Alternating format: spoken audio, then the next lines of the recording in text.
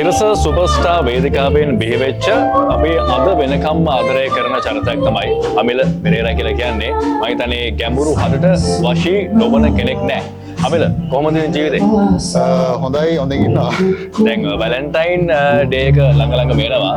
ආදරය ගැන අමිලට මොකද හිතෙන්නේ? ආදරය ගැන ගොඩක් දේවල් හිතෙනවා. මම හිතන්නේ නිර්වචනයක් දෙනවට වඩා හොඳයි. ඉතින් අපිට ආදරේ නැතුව ඉතින් කිසිම දෙයක් කරන්න බෑ මේ ලෝකේ. මම හිතන්නේ මුළු අපි හැමෝටම අවශ්‍යයි ඉතින් ආදරේ නැත්නම් මම හිතන්නේ අපිට හොඳ සුන්දර ලෝකයක් දකින්න පුළුවන් කියලා. කියන විශ්වයටම පොදු විශ්වයටම අවශ්‍ය දෙයක් කියලා තමයි මම හිතන්නේ.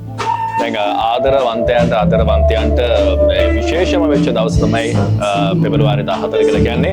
මේ පාර පෙබරවාරි 14 ඇත්තටම විශේෂයි. මොකද නිර්වාණ කොන්සර්ට් එක නිසා. මේ පාර නිර්වාණ කොන්සර්ට් එකේ අපිට පුළුවන් අමිල පෙරේරාගේ සින්දු අහන්න.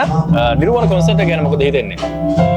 ඇත්තටම විශේෂයෙන් මතක් කරන්න ඕනේ සන්නස්ගලයන්ගේ මේ ආපු ගමන ගත්තාම සුවිශේෂී සිරසත් එක්ක මම හිතන්නේ සෑහෙන කාලයක් වැඩ කළා. මම හිතන්නේ මේ ආදරය මේ වැලන්ටයින් එක මේ අපේ රටට අඳුනලා දීලා ඒගොල්ලෝ මේ ආදරවන්තයෙක් හැමදාම හිටපු පුද්ගලයෙක්. ඉතින් ඒ වගේම සිරසත්.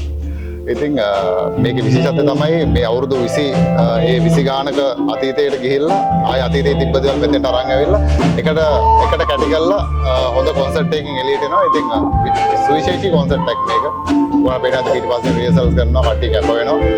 ඉතින් මම හිතන්නේ මේක ඉතාම ලස්සන වැඩක් වෙයි.